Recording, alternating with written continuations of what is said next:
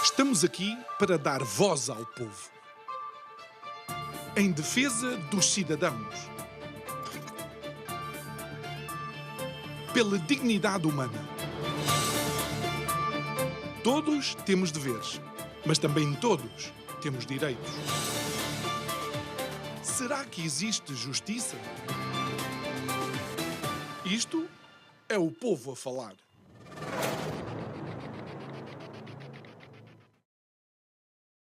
A 1 de outubro de 1949 dá-se a Proclamação da República Popular da China. Após anos de guerra civil, a vitória daqueles liderados por Mao Tse-tung acabam por criar uma nova China. Mas não se pode dizer que a China começa em 49, de todo. Na realidade, podemos rastrear a civilização chinesa até 2000 a.C. Mas o que começava era uma nova sociedade e um novo paradigma para a China e para os chineses. Boa noite, meu nome é João Nuno Pinto e isto é o Povo a Falar. Estão consigo de segunda a sexta, neste mesmo horário, emissão em simultâneo, Curiacos TV e Rádio Vida 97.1. Bom, coincidências não há. E se realmente hoje vamos falar da China, no dia em que se deu a proclamação desta nova China que conhecemos atualmente, a verdade é que a China é mais uma civilização que de alguma forma foi tocada pela audácia dos navegadores portugueses. É mais uma civilização com quem nós tivemos contacto e tivemos relações de proximidade durante muitos séculos, o que significava que podíamos, de facto, alavancar essa nossa amizade numa relação profícua e mútua, tão boa para eles como para nós. Mas voltemos então à realidade chinesa. É que a China trazia milénios, obviamente, de liderança de uma sociedade imperial, com toda a sabedoria, mas tinha uma população também eminentemente agrícola, o que tinha colocado a sua economia num processo de real estagnação. Obviamente, com avanços e recuos de 1949 para a frente, a China tentou afirmar-se primeiro internamente, tentar criar todos os mecanismos que pudessem trazer esta população agrícola para uma nova realidade industrial. Olhamos para a China atualmente e vemos que a China lidera em muitos setores do mundo e acaba por ser também fonte de inspiração para muitas áreas a nível global. Mas continuam alguns a achar que a China só começou em 49. Digo eu que não percebo nada disto.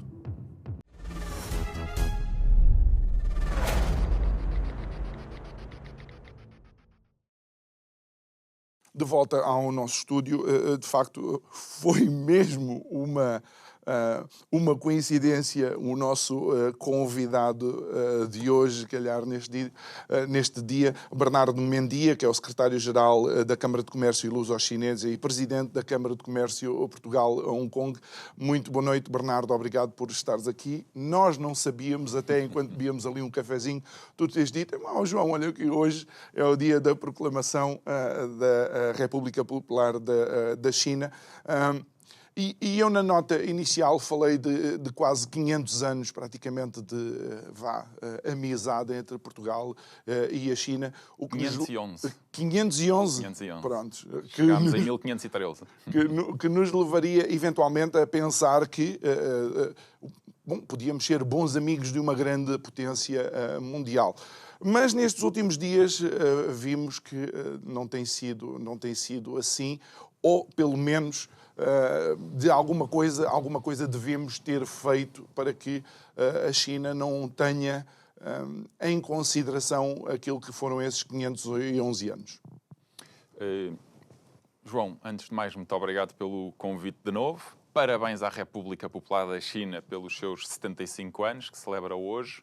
E, como disseste, a China é uma civilização já milenar e, portanto, ultrapassa em muito estes 75 anos, da mesma forma que nós próprios somos uma civilização e somos um país secular. Relativamente a essa relação histórica que nós temos, devemos tirar o proveito disso para as nossas empresas. E aqui falo enquanto Câmara de Comércio, porque é sabido que o facto de Portugal e a China nunca terem interrompido a relação, apesar de mesmo os regimes, tanto na China como em Portugal, terem alterado, monarquia, ditadura, império, república, alterou e a relação ficou sempre intacta. Isto é uma coisa absolutamente extraordinária. Quando estivemos em polos completamente opostos. Mas conseguimos manter. Isso é muito importante, é um capital que devemos utilizar a nosso favor. Também é a demonstração de que é possível fazer a gestão das relações internacionais independentemente dos regimes, até porque os regimes dizem respeito a cada país. E, portanto, nós temos também que nos focar no nosso e tentar ser melhores, e cada um deve se focar no seu e todos temos que conviver uns com os outros. E, portanto, nesse sentido, acho que essa é a lição que devemos tirar desses 511 anos de história. E a prova de que há sempre alguma boa vontade, talvez nestes últimos dias haja uma demonstração disso, porque eu recordo-me conversarmos relativamente aos vistos, não é? Que Portugal não necessitava de vistos, mas Beijing achou que, devido a determinada postura dos governos portugueses, seria conveniente que os cidadãos que se deslocassem até à China tivessem que apresentar um visto. O que se passou foi que, salvo erro, desde novembro a China começou a isentar de visto alguns países. Infelizmente, Portugal não foi um dos países beneficiados na Europa. Depois houve uma segunda vaga de países a serem isentados de apresentação de visto para viajar para a China, por períodos de 15 dias e por motivos de viagem de turismo ou de negócios. E só agora, na realidade ontem, só ontem é que finalmente saiu a nota... Mas aconteceram duas coisas diferentes. Aconteceu. E não sei se seria melhor verificar se pudessem pôr a primeira imagem, porque o que me surpreendeu foi, um dia a postura de Beijing era esta, que podemos ver. Sim. Curiosamente aconteceu que no sábado saiu nos jornais, em todos os jornais, a dizer que na última vaga de países a serem isentados, Portugal não estava incluído. Mas depois, na segunda-feira, e pode-se ver agora aqui o próximo, na segunda-feira já vem anunciado e está confirmado pela Embaixada da China que, efetivamente, cidadãos nacionais de Portugal não necessitam de obter visto. É óbvio que isto é uma maravilha para nós, para as nossas empresas, para os nossos turistas e, portanto, estamos bastante satisfeitos com a limitação dos 15 dias, mas é melhor que nada. Sim, para negócios é mais que suficiente.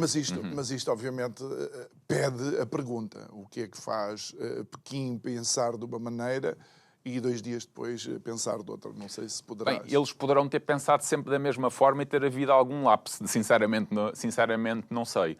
O que é um facto e o que interessa reter é que neste momento nós não precisamos de visto para visitar a China, e eu penso que isto terá impacto a nível... Porque, na realidade, nós trabalhamos e damos apoio a empresários que querem visitar a China e a obtenção de visto era um processo moroso, dispendioso até, e em que se pedia muita informação, era um processo que acabava por ser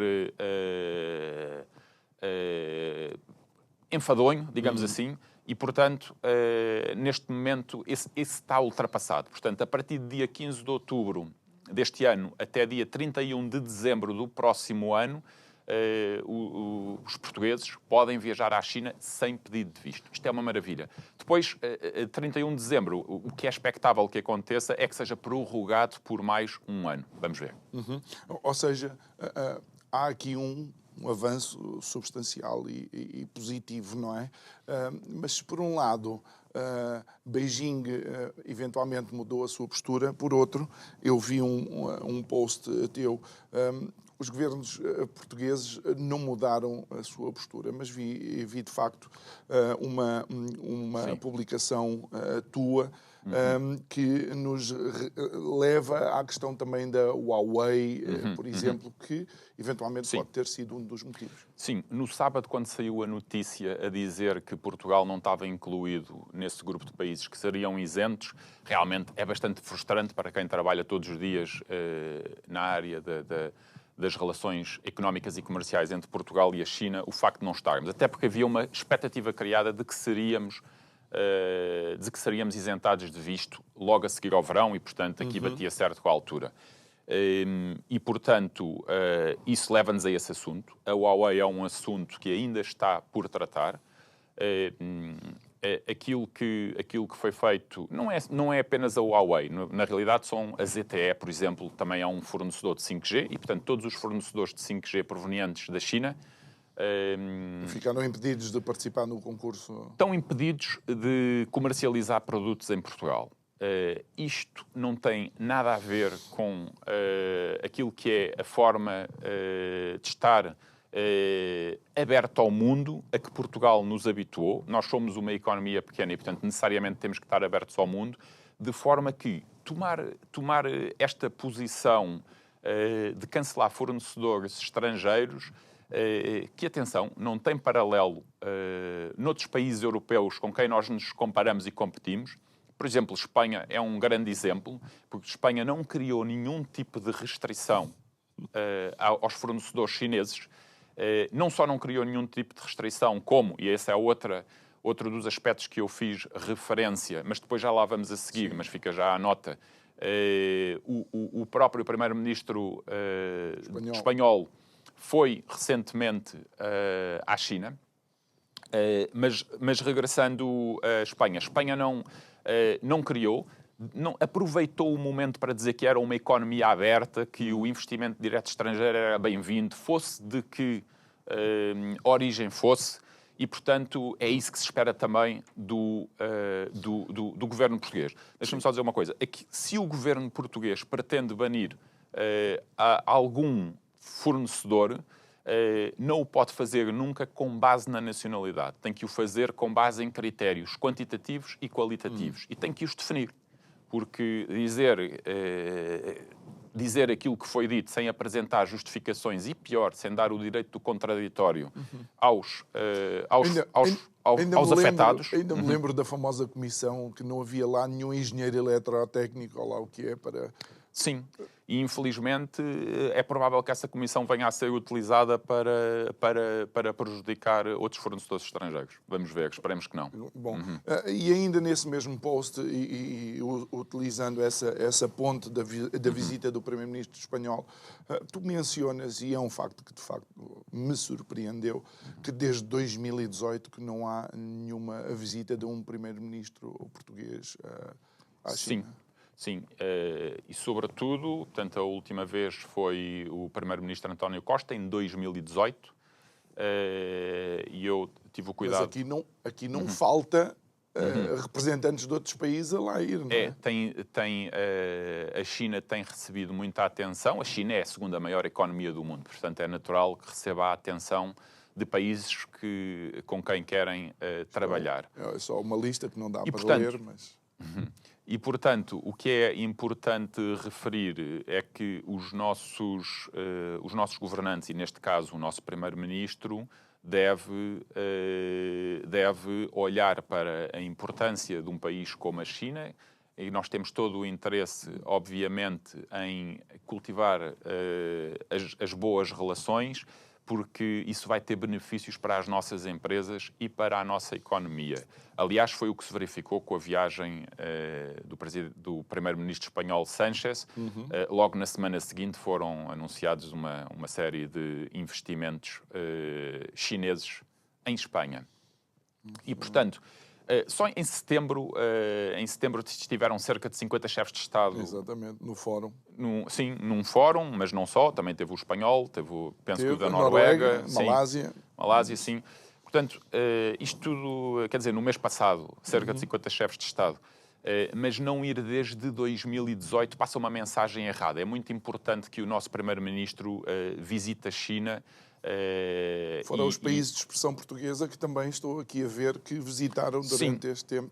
Visitaram e visitam com regularidade. Quer dizer, França, Alemanha, todos eles visitam regularmente. Nos últimos 2 anos, desde janeiro de 2023, que é o mês em que a China abre depois da pandemia, o chanceler alemão e o presidente francês também já foram 2 ou 3 vezes cada um. Quer dizer, relativamente à Huawei e a outros fornecedores chineses, aquilo que por exemplo, França, aquilo que fez foi dizer que havia um limite de 33% de cota de mercado. Ou seja, não excluem na sua totalidade a operação de uma empresa estrangeira. Dizem, olha, pode atuar até 30%. E aí eu acho bem, uma questão de concorrência e de mercado. A Alemanha, por outro lado, optou por excluir a operação em edifícios próximos de entidades governamentais. Pronto, é tudo mais ou menos razoável. Quer dizer, não estão a cancelar completamente aqueles operadores de operarem. Muito bem. Depois só mais uma coisa. Sim. Relativamente ao facto de desde 2018 não termos a presença de um primeiro-ministro, nós não nos podemos esquecer que quando a Troika interveio em Portugal e fomos obrigados a alienar uma série de empresas, foram os chineses quem nos veio ajudar. Foram os chineses que fizeram as ofertas mais altas. E isto tudo em concursos internacionais, abertos a toda a gente. Portanto, foram os chineses quem mais nos apoiou. Quando foi do Covid-19, foi a comunidade chinesa em Portugal quem se multiplicou em esforços para trazer equipamento médico para Portugal. E, portanto, eu acho que também há aqui... não podemos ter a memória tão curta. E, portanto, não é só os 500 anos de história. É também aquilo que aconteceu nos últimos 15 anos e nos últimos 5 anos. Muito bem. Bernardo, e se por um lado a questão das cotas de mercado nós podemos entender, por outro, as tarifas que a Europa quer ou está a colocar, por exemplo, nos veículos elétricos chineses, já levaram inclusive aos próprios o setor automóvel europeu a dizer, meus amigos, vocês não estão a prejudicar só eles, também nos estão a prejudicar a nós. Sim, é de uma cegueira total. Criar estas tarifas adicionais sobre os veículos elétricos chineses, até porque, se formos rigorosos, nos últimos 20 anos, na China, só se vendiam praticamente automóveis europeus e ninguém nos criou dificuldades em fazer lá as vendas. Antes, pelo contrário, foram inteligentes e é isso que nós também temos que ser. Aliás, nós temos as melhores universidades do mundo, não temos desculpa para não ser inteligentes e para não, através do nosso próprio mérito, de conseguirmos competir com a China. Nós temos a capacidade para isso. Agora, não nos podemos focar em evitar que os outros entrem no nosso mercado em vez de nos focarmos em ser melhores do que eles, que era isso que devíamos estar a fazer. E, portanto, é uma pena que que exista este movimento, que transmite também uma mensagem muito errada para as pessoas, como se houvesse subsídios e tudo mais. Os subsídios há sempre, de um lado e do outro. Isso não há qualquer dúvida. Agora, o processo de descarbonização, o processo de tornar a nossa economia mais verde. Se nós podemos beneficiar neste momento, eles têm a tecnologia mais avançada. E não é têm as só, cadeias de não é só. Então, logística. A questão do preço para o consumidor. Quanto maior a concorrência, mais baixo o preço é para o consumidor. Nem todos nós temos guito, desculpa a vulgaridade da expressão, para andar a comprar Teslas. E aí, que são feitos lá. Que são feitos lá, exatamente. e aí coloca-se, mas por acaso tem baixado muito de preço para competir com os veículos O BYD, chineses. por exemplo, não é? Sim, BYD, mas muitas marcas chinesas, realmente, estamos a falar de cerca de 300 marcas chinesas, todas elas espetaculares. E desculpa a utilização da expressão, que eu creio que é uma expressão que já utilizaste, com pena tua, não é? Mas não achas que há uma certa hipocrisia da União Europeia? Sim, acho, totalmente. Eu não tenho qualquer dúvida disso. Acho que também há um pouco de falta de inteligência. Não me parece que seja, como eu estava a dizer, que seja a melhor forma de conseguirmos melhores resultados para nós.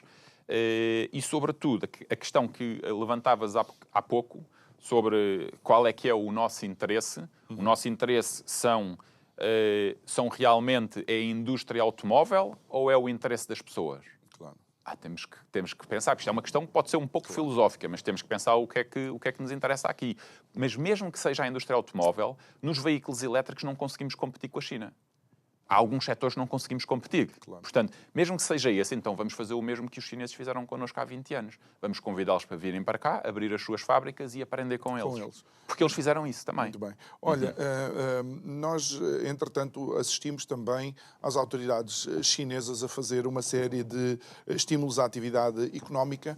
Um deles surpreende, não é? Que é o setor imobiliário, depois da hecatombe da Evergreen, que ressoou em todo o mundo. Qual é que tem sido a resposta dos mercados a esta postura de Pequim?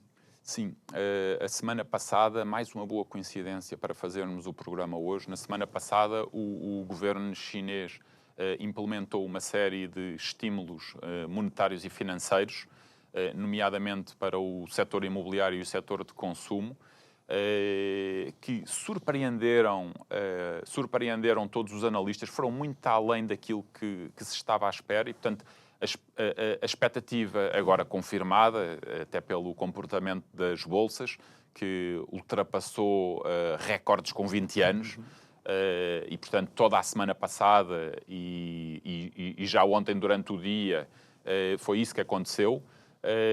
Portanto, tem sido de facto muito positivo. É ótimo, ainda por cima, a começar agora a Golden Week. É ótimo que isso tenha acontecido. Se pudermos ver o gráfico, seria ótimo. Eu trouxe um gráfico em que nós podemos verificar o comportamento exatamente, o comportamento. Ali podemos ver o comportamento das ações. É inacreditável. É uma subida brutal e é em todas as bolsas. Na bolsa de Xangai, na bolsa de Shenzhen e na bolsa de Hong Kong. Portanto, é muito encorajador.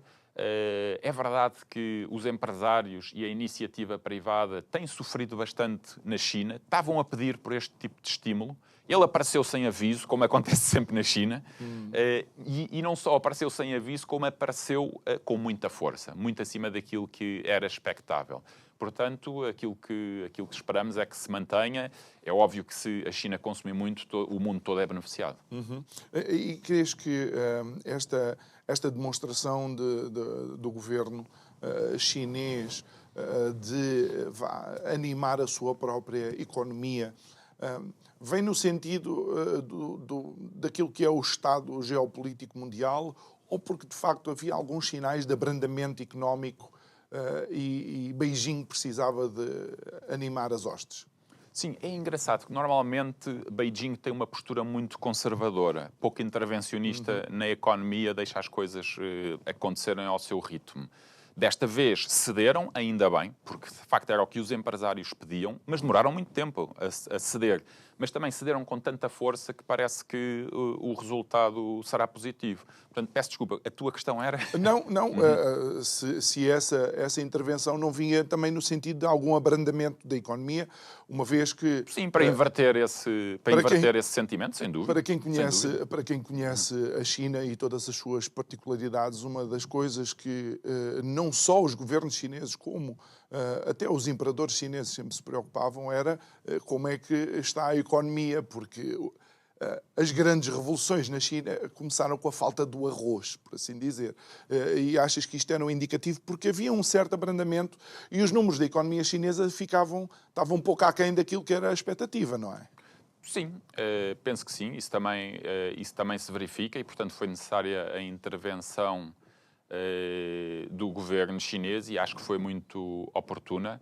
Devem ter esperado até acharem que tinham que fazer uma intervenção e, portanto, agora só nos podemos congratular com os efeitos. O interessante é nós deste lado achamos que eles são ultra-intervencionistas, mas na realidade são bastante conservadores na altura de intervir na economia, não é? Sim, apesar da economia apesar de ser centralizada e planeado centralmente, mas sim, isso sem dúvida que só em última instância é que...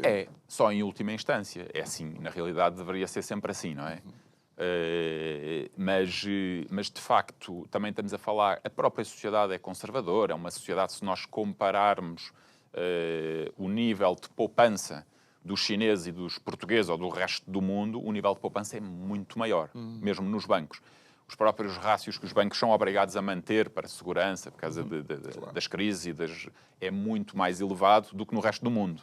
O interessante é que, quando da minha visita lá, disseram-me que Beijing estava a começar a olhar para os jovens e a ver que eles, talvez por não terem passado pelos períodos de carência que passaram os seus avós ou bisavós, apresentavam menos rácios de poupança, então o governo de Beijing estava a pensar em incentivar a poupança dos jovens também. Sim, é curioso, mas isso também acontece devido à circunstância histórica, porque os chineses começam a gastar mais após a entrada na OMC, não é? E, portanto, só após 2001 é que verdadeiramente a China começa a acumular muito capital e, portanto, é natural que as pessoas também comecem a querer gastar. Portanto, essa geração já vem de 2000, não é? Já vem depois de 2000. Portanto, é natural que essa geração já esteja habituada a uma forma de estar diferente, a consumir e tudo isso. Muito bem. Olha, e em relação então àquilo que é a nossa amizade com a China, recentemente creio que um representante português falou de que seria benéfico se nós alavancássemos de facto este potencial que temos de relação de amizade com o Estado chinês. Sim. A entrevista do... Sim. Sim.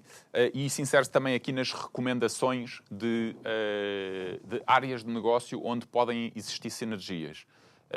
E, portanto, é esta entrevista que o nosso embaixador de Portugal na China deu recentemente, a semana passada, dia 27 de setembro, a um jornal nacional chinês e em que aponta para o desenvolvimento verde. Portanto, tudo o que seja descarbonização, desenvolvimento verde, o desenvolvimento verde estamos a falar de quê? De carros elétricos, naturalmente, estamos a falar de baterias elétricas, onde temos, neste momento, existe a possibilidade de termos um grande investimento realizado em Sines, de um produtor chinês, a CALB, e também no setor solar. Isto porquê? Porque são as áreas onde já não existe outra geografia no mundo que consiga competir com os chineses. Mas nós, na realidade, Portugal, temos-nos afirmado muito como um case study nessa área. E, portanto, as sinergias aí parecem ser Mas muito evidentes. ele fala uma linguagem que é uma linguagem também muito particular, creio que, dos chineses, que eles mencionam sempre que o negócio, ou quando há negócio, ambos devem ganhar. Ele fala ali do win-win, não é? Mesmo que deve ser, e também lembremos-nos que está a falar num jornal chinês, portanto é para o público chinês. Claro, tem que ter mas, isso mas é assim que deve ser, as parcerias têm que ser sempre o win-win, senão não são parcerias, é uma posição de domínio de um sobre outro, isso não interessa a ninguém. Olha, e uma vez que estamos a falar de embaixadores e alguém que nos representou, eu vejo que tu tens aí um livro, e esse livro realmente tem na capa alguns embaixadores nossos, não sendo embaixadores, representaram Portugal. Ainda bem que falaste nisso. Obrigado. Aqui está o livro para oferecer. Este livro, portanto, que se chama O Sonho de Voar, e que foi escrito por Joaquim Falcão de Lima, relata uma viagem épica aeronáutica de avião que foi realizada entre Portugal e Macau em 1924. E tudo nesta viagem e neste livro é fantástico, realmente tenho que recomendar que comprem. É um livro que se lê rapidamente e que vale muito a pena. Gostaria também de chamar a atenção que o comandante e navegador chama-se Brito Pais, o piloto e engenheiro Sarmento de Beires e o mecânico Manuel Gouveia. E ela é tão fantástica que, portanto, em 1924, a seguir à Primeira Guerra Mundial, quando a indústria aeronáutica deu de facto um grande salto, inicialmente este grupo propôs ir até à Guiné-Bissau, mas como depois o Gago Coutinho foi até ao Brasil, a Guiné-Bissau deixou de fazer sentido. E, portanto, eles decidiram que iriam até Macau, eventualmente até fazer a circunnavegação do globo, que seria um feito ainda nunca antes feito, mas que por motivos financeiros não foi possível levar até ao fim. Vocês tiveram uma... desculpa. Vocês tiveram uma colaboração especial, não é? A Câmara de Comércio... A Câmara de Comércio e Indústria Portugal-Hong Kong teve a honra de poder apoiar este livro, porque, de facto, é uma obra muito boa que evoca aquilo que de melhor tem o povo português. E faz-nos lembrar muito a época dos descobrimentos do século XVI, e nós também no século XX acabámos por ter protagonismo. E o que é mais curioso é que também, como no século XVI, que houve alturas em que não tínhamos dinheiro para financiar, os nossos navegadores tiveram que ir para outros países pedir ajuda, também nesta altura, em 1924, foi necessário pedir às pessoas, e portanto, através da organização de corridas de touros e... Já andávamos assim. Andávamos assim. 1924 também foi uma altura crítica cá em Portugal. E, portanto, conseguiu-se. As pessoas realmente abraçaram esta causa. A viagem tem uma série de peripécias, inclusive a destruição do avião com que saíram daqui. Foi preciso arranjar outro avião e, portanto, angariar novos fundos, mas tudo foi possível alcançar. E eu queria aproveitar, porque há aqui... Bom, para já temos aqui 2 prefácios. Um de José Ribeiro e Castro, também é aqui convidado habitual, exatamente. E o outro do general Vasco Rocha Vieira. E depois gostava também de ler aqui 2 linhas, que está muito engraçado. Outra coincidência. O Ribeiro e Castro, o Dr. Ribeiro e Castro é convidado também esta semana. Então ele se calhar fala disto. Há aqui uma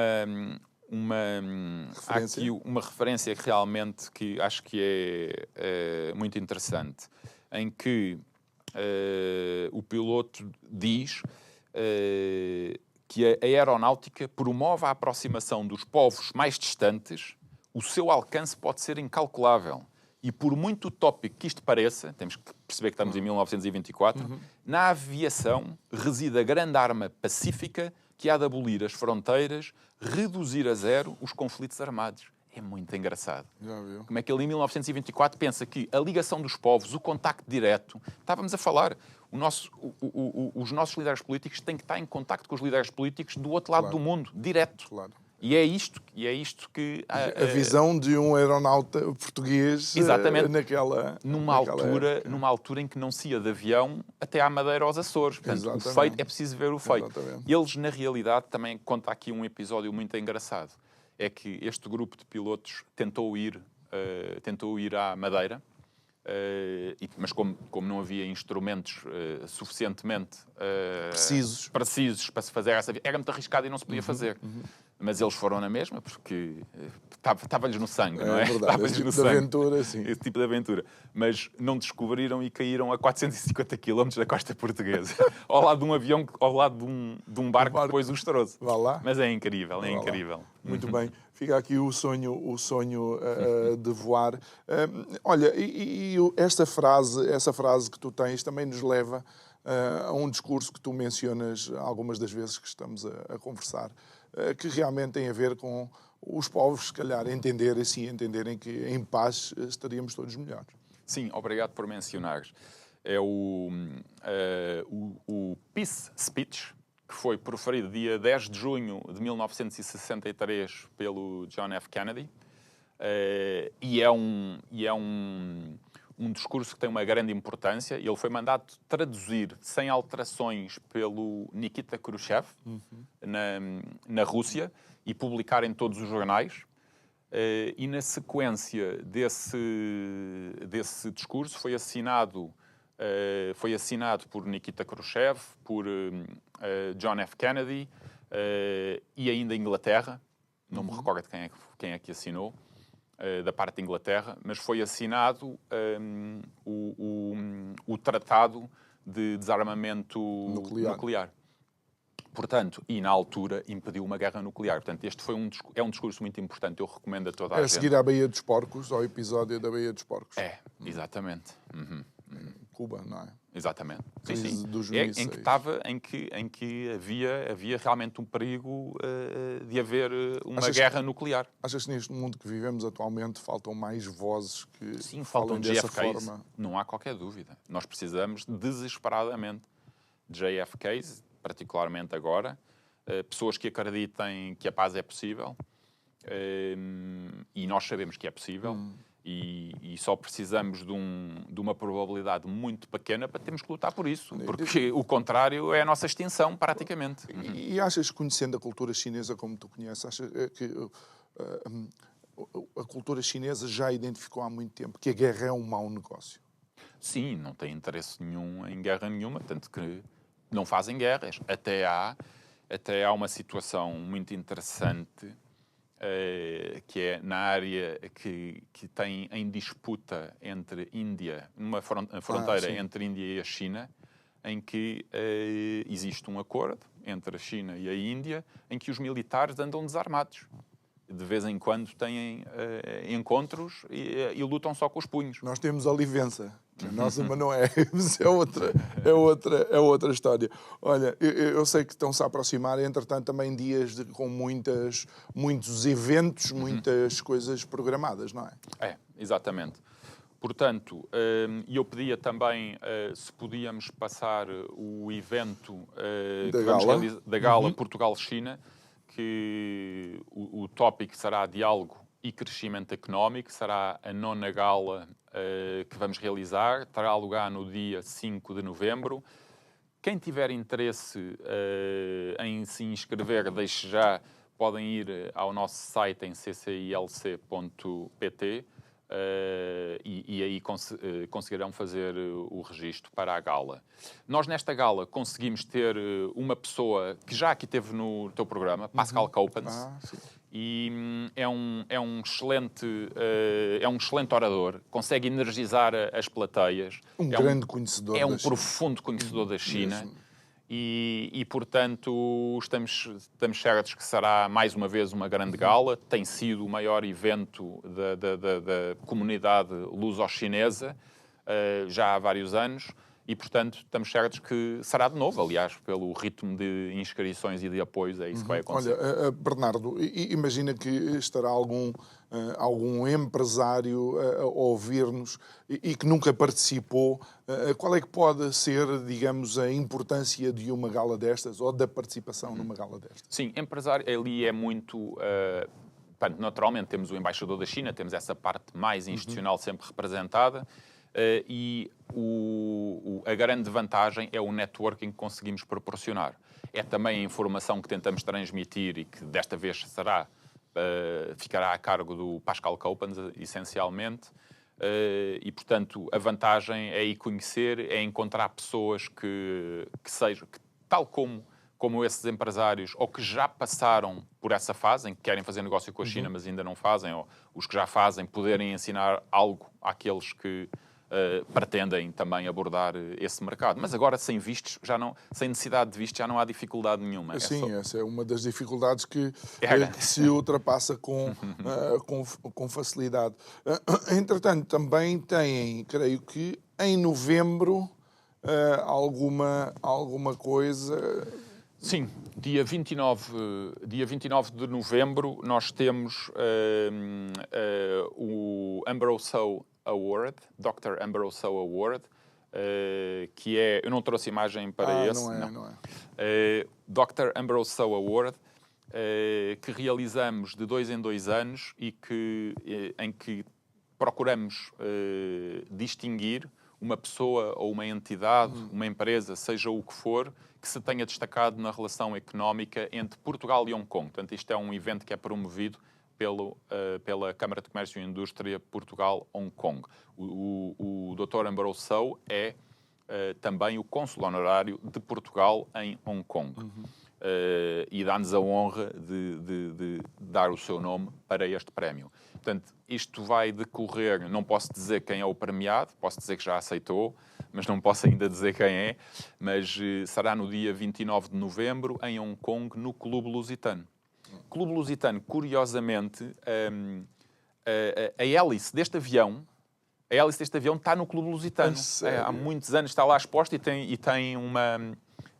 tem a descrição com fotografias, onde foi descoberto e tudo mais. Está muito engraçado. Tu ficaste mesmo apaixonado por esta aventura. Às vezes que Sim, já tinha mencionaste histórias aqui do livro, até eu estou emocionado e vou ter que dar uma leitura. Olha, entretanto, enquanto a Presidente da Câmara de Hong Kong, e porque, de facto, cada região tem as suas particularidades, tens um evento para programado. Sim. Esse sim pedia para colocarmos no ecrã, portanto, que é o Fórum Hong Kong, que se realiza todos os anos. Este será o 25º e é o fórum que reúne todas as associações comerciais e económicas de Hong Kong no exterior, tal como a Câmara de Comércio e Indústria Portugal-Hong Kong. Nós somos uma dessas entidades.